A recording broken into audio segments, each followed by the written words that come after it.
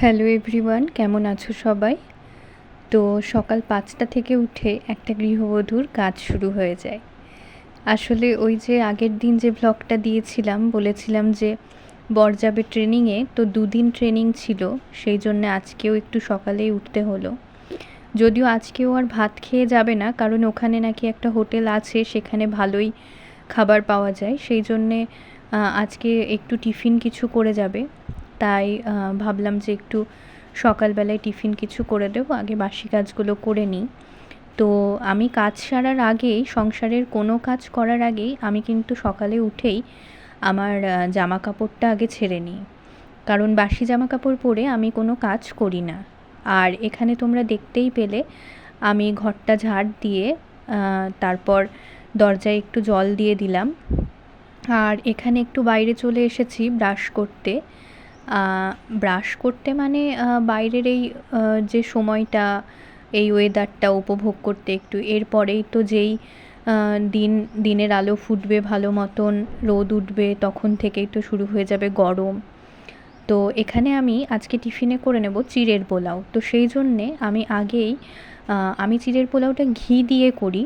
তো আমি আজকে একটু তেল আর সাদা তেল আর ঘি একটু মিশিয়ে করছি। ঘিয়ের পরিমাণটা যদিও একটু বেশি। তো তোমরা দেখতেই পেলে আমি প্রথমে ৫ ফোড়ন দিয়েই ফোড়ন দিয়েছিলাম, আর তারপর আলু পেঁয়াজ ভেজে নিয়ে প্রথমেই আমি বাদাম ভেজে তুলে নিয়েছিলাম। তারপর চিড়েটা ধুয়ে ওই ৫ মিনিট মতন ভিজিয়ে রেখেছিলাম। এখনকার দোকানের চিড়ে আবার বেশিক্ষণ ভিজিয়ে রাখলে না খুব বেশি গলে যায়। তো এখানে দেখো আমার জন্যে বিস্কুট আর বরের জন্যে চিড়ের পোলাও, আর দুজনের জন্যেই ২ কাপ চা নিয়ে খেয়ে নিলাম। তারপর বর চলে যাচ্ছে, এখানে ৭টার বাস ধরবে।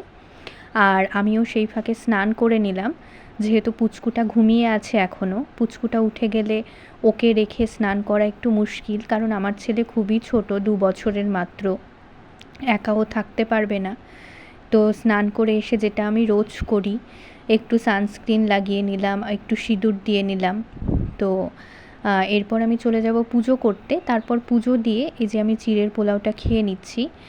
আর তারপর আমি পুচকুকে উঠিয়ে ওকে খাইয়ে দাইয়ে নিয়ে তারপর এই যে স্নান করিয়ে নিয়েছি, তখন আমি আর ভিডিও করিনি। আসলে ও যখন খায় তখন আর ভিডিও করতে দেয় না।